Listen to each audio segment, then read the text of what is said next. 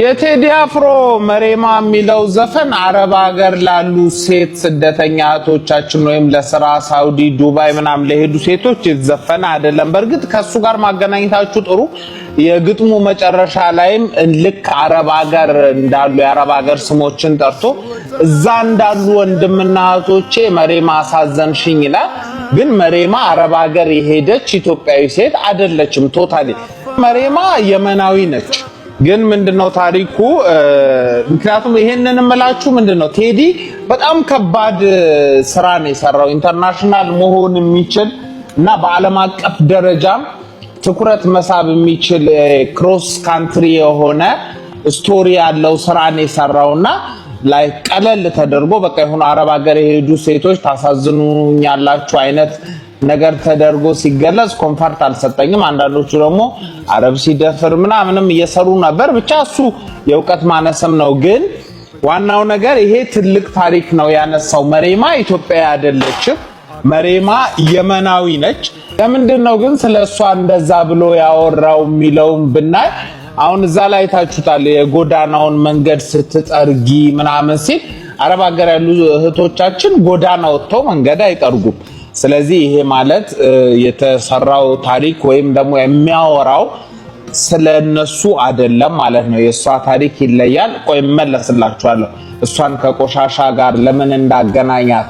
እንደገና ደግሞ ስጠራት አትሰማኝም እያለ ነበርና ለምን ኢትዮጵያዊ ከሆነችማ ሲጠራት መስማት መመለስ አለባት። ዋናው ታሪክ ምንድነው?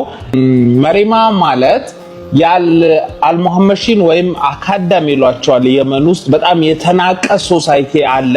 የዛ ሶሳይቲ አንደኛዋ አባል ናት።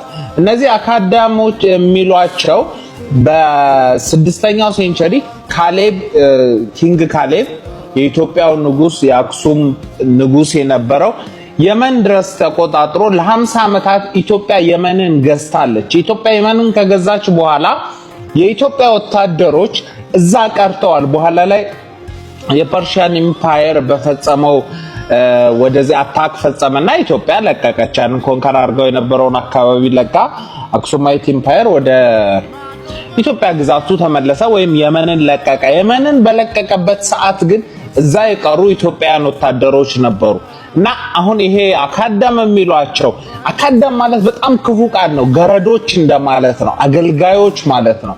እና በጣም ነው የሚንቋቸውና እነዛ የተናቁ ሰዎች የነዛ ኢትዮጵያን ወታደሮች ልጆች ናቸው።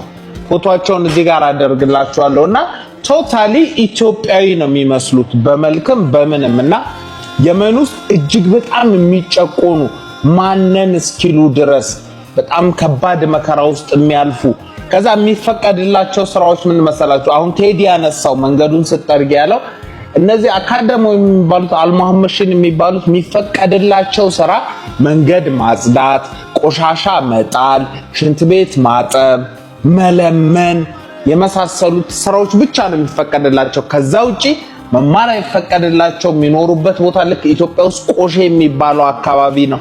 ልክ እንደዛ አይነት የቆሻሻ እንትን ላይ በላስቲክ ቤቶች ነው። ይሄው እዚህ ጋር አሳያችኋለሁ። በዛ መኖሪያ ውስጥ ነው የሚኖሩትና ቴዲ በጣም ነው ያስገረመኝ እዛ ድረስ አስተውሎ የነሱን ህመም መናገሩ። ምክንያቱም አረብ ሀገር ያለች ኢትዮጵያዊ አንድ ሴት ዜግነት አላት፣ ማንነት አላት፣ ኢትዮጵያዊ ነች። ለተወሰነ ጊዜ ትበደላለች እንጂ ማንነት ሉዝ አላደረገችም። እነዛ የኢትዮጵያ ዘር ያለባቸው ሰዎችን በከባዱ ነው የሚጨቆኑ።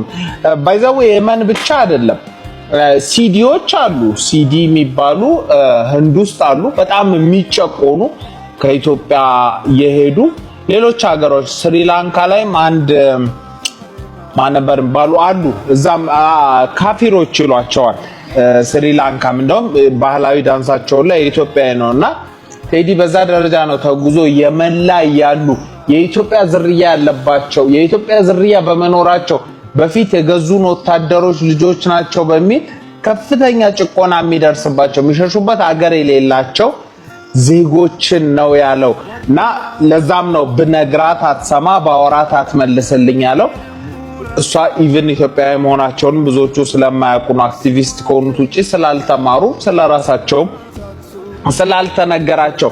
ለማንኛውም መጨረሻ ላይ ብሏል ልክ ለኢትዮጵያን በአረብ ሀገር ኖሮ እንደሚሰቃዩት ሁሉ ለመሪማም ማዘንኩላት ይላልና ጥሩ ነው ለአረብ ሀገር ልጆችም መታዘኑ ህመማቸው መገለጹ። ግን መሪማ ከዛ ከፍ ያለ ኢንተርናሽናል ስራ መሆን የሚችል ነው ለማለት ብዬ ነው። ምግቡ ቀዘቀዘ። ይሄን ሁሉ ሳውራ ዮዳቢ ሲኒያ መካኒሳ አቦ ነው ያለው። ዮዳቢ ሲኒያ መካኒሳ አቦ ብትመጡ ምግብ፣ መዝናኛ፣ ጭፈራው፣ ባህላዊ ዳንሱ፣ መኝታው ሁሉም ነገር አለላችሁ። ይመቻችሁ። ቴዲ መሪማን የመሰለ ምርጥ ስራ ስለሰጠህን ይመችህ። باید سبسیه به طرف سمان